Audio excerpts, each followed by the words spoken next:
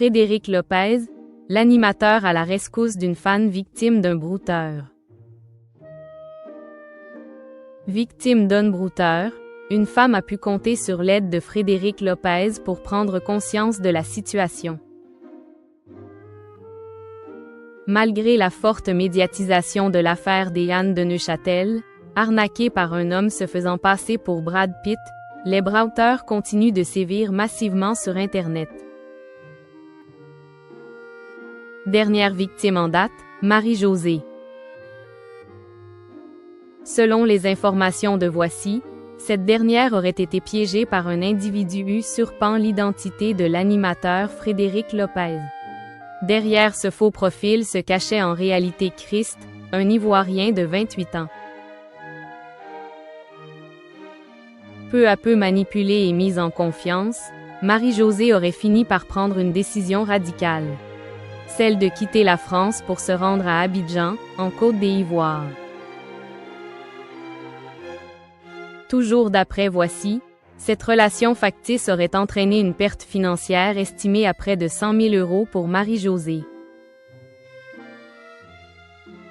Une situation dramatique pour son fils, resté impuissant face à l'emprise exercée sur sa mère. Malgré ses tentatives pour la dissuader, il n'est pas parvenu à lui faire entendre raison et a finalement saisi la justice en déposant plainte pour abus de faiblesse et escroquerie sentimentale sur personne âgée. Comme Marie-Josée, Marie-Paul était persuadée d'entretenir une véritable relation avec Frédéric Lopez. Une illusion qui lui a coûté cher. Plus de 65 000 € envolés. Face à la détresse de cette femme âgée, l'animateur Donne Dimanche à la campagne a donc décidé d'y intervenir. Il a notamment accepté d'enregistrer une vidéo afin de lui faire prendre conscience de la supercherie. Je ne suis pas malade. Je vais très bien. Je ne vous ai pas demandé d'argent.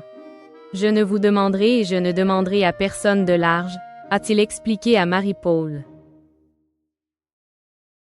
Bouleversée par le décès de son frère, la victime de cette arnaque a été une proie facile pour le brouteur, quand il m'a dit qu'il avait un cancer des poumons.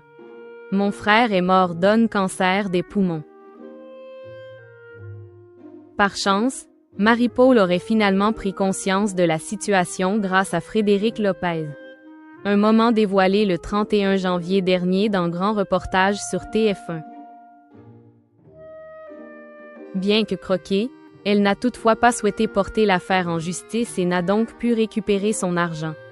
Elle a, depuis, été placée sous tutelle et serait suivie par une psychologue pour surmonter sa solitude.